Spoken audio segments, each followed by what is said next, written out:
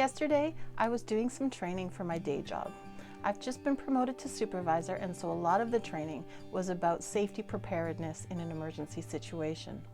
They had this really nice bullet point list of all the things to do in the case of a robbery. And I'm reading things like phone 911, never argue with the robber. And all of a sudden, I start to realize I'm distracted and I'm daydreaming, and all I'm thinking about is my next novel.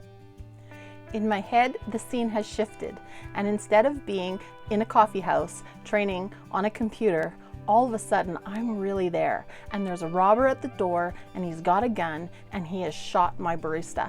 And my barista has collapsed, and he's lying on the floor, and he's bleeding out, and there's blood everywhere. And the girl at the till, who's this cute little blonde teenager, is terrified. She's absolutely quaking in her boots, and all I can think is, oops, I was supposed to be learning something here. Sometimes that's how inspiration happens for me. It is the #1 question I get asked as a writer. Where do you find your ideas? And so for this first episode of The Backwoods Writer, I thought maybe that's what I'll talk about. My name is Lee McFarlane, and I have a BA in English Literature and a Master's of Fine Arts degree in Creative Writing. As of yesterday, I have written 10 novels. A few months ago, I was contracted to create some creative writing courses.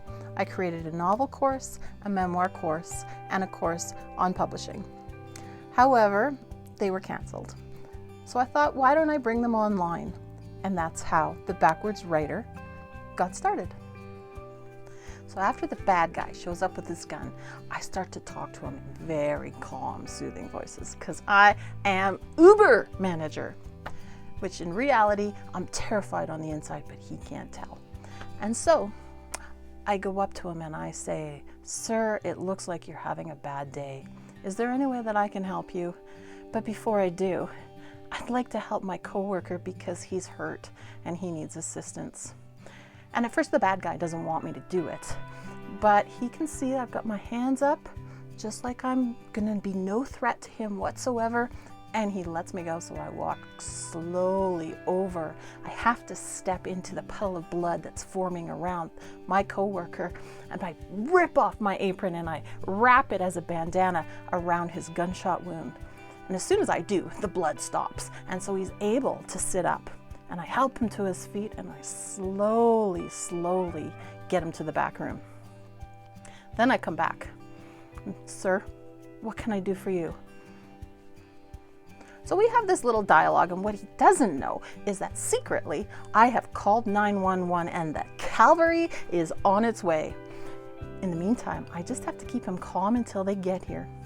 So I keep him talking, and I start building him a coffee, and he's relaxing and he's calming down, and woo, the cops get there and they put him in handcuffs, and as soon as they do, I run outside and I throw up from the nerves. And all of this is going through my head when I'm supposed to be reading the bullet point list of what to do in case there's ever a robbery in the store. The first thing it says is never argue with the burglar. Well, in my little scenario, I've pretty much been telling him what I want to do, even though he's disagreed. So oops, I just got us all killed. As you can tell, I'm not somebody who has a hard time coming up with ideas for stories. But even if you're somebody like me who naturally doesn't pay attention to the things they're supposed to do because they're so lost inside their own mind, creating other worlds and other fantasies for other people to read about, you still do have to have a starting point of inspiration.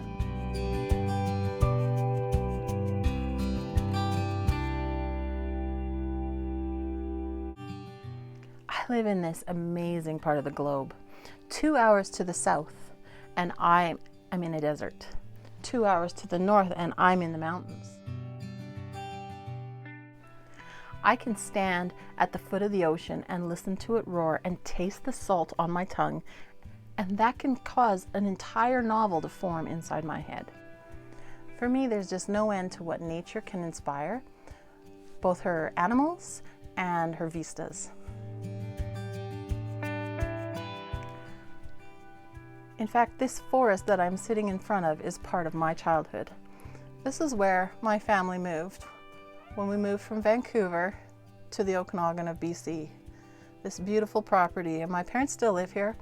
And now I'm fortunate because I have a trailer set up in their back 20 acres where I come to do my writing and my thinking and to be with you. When we first moved out here to the Okanagan, we came to a town called Oyama. And now, the places where I used to ride my horses in Oyama now is a highway going from one town to the next. For me, all these types of memories are great fodder for my next story. When I was a kid, I had this phobia about sharks. I used to think that there were sharks in the indoor pool where my family used to swim, and I was sure that they were going to get me. I also used to think that there were rapists hiding underneath my bed. They had tunneled in and were just waiting for 10-year-old me. My fears have evolved a little bit as I've gotten older, but they're still an excellent source of motivation for my writing. Because I'm a creative person, I've had an awful lot of jobs that were just to pay the bills. That means that I have a very broad scope of information about very many little things, and I can put all of that into books. So for me, personally, a very big source of inspiration are the former occupations that I have held. A good example is the year that I spent working as a gallery assistant at the biggest art gallery in the town where I live. I was responsible to ensure that nobody touched the art, that it stayed safe and wasn't stolen.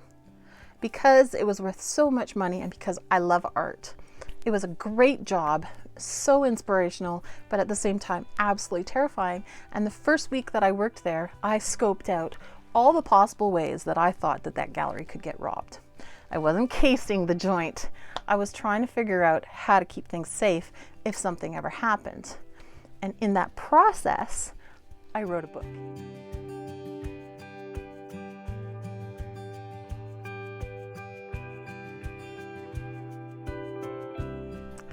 I think probably one of the major sources of inspiration, and I'm barely even going to touch on it because it's so obvious, is politics, religion, and ethics.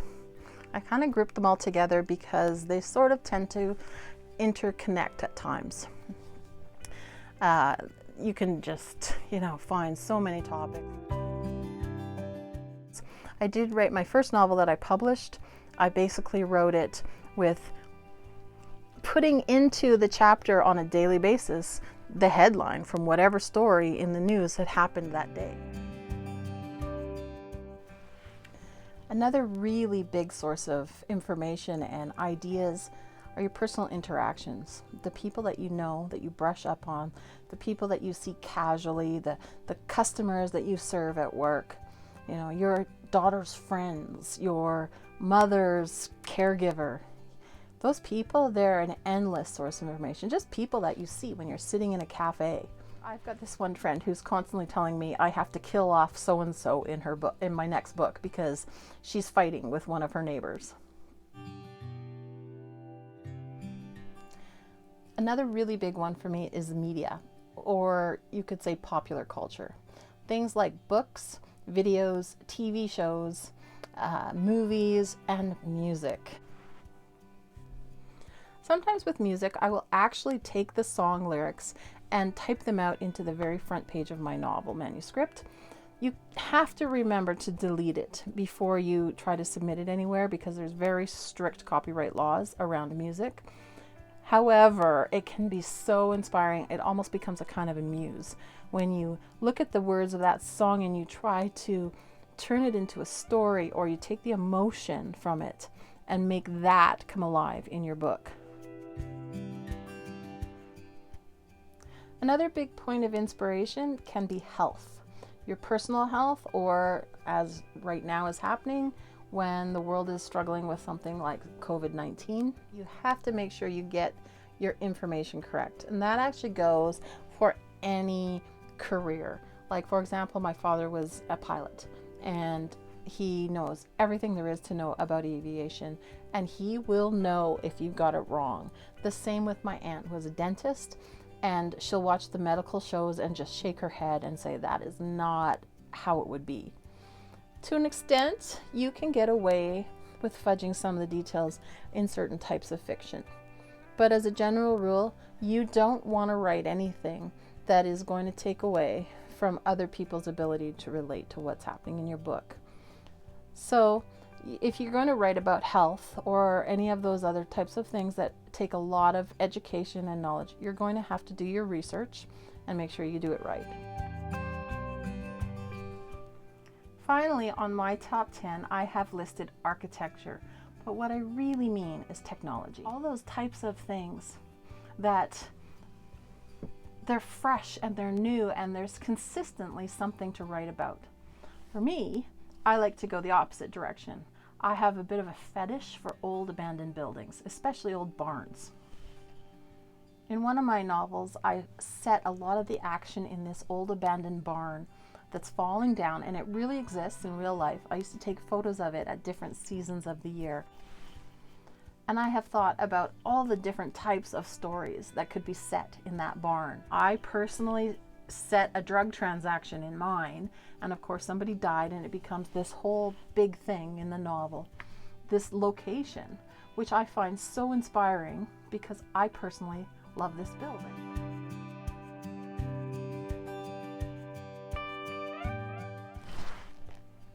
Personally, I think as long as you engage with a topic or with something that you've seen or experienced or something you've heard about, that's something you can write about.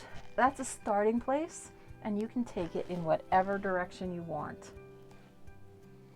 The thing about inspiration, though, is that it can be all-encompassing, or it can just be a slice of the details that are going to appear in my book. A lot of times, that inspiration moment, that thing that twigs for you, it won't be the thing that carries the entire book, but it will be one element, and it can be a starting place. Thank you for tuning in to the first episode of The Backwoods Writer. I hope you had a good time. I know I did. And hopefully you've got something to think about. And if you are interested in any more information on the topic, please check out my website, leemcfarlandcreates.com, and go to the Backwoods Writer tab, where there are files that can be shared, and you can just download them and enjoy. Also, don't forget to subscribe to this channel for more videos. Have a great night. It was good to meet you all, and we'll see you again.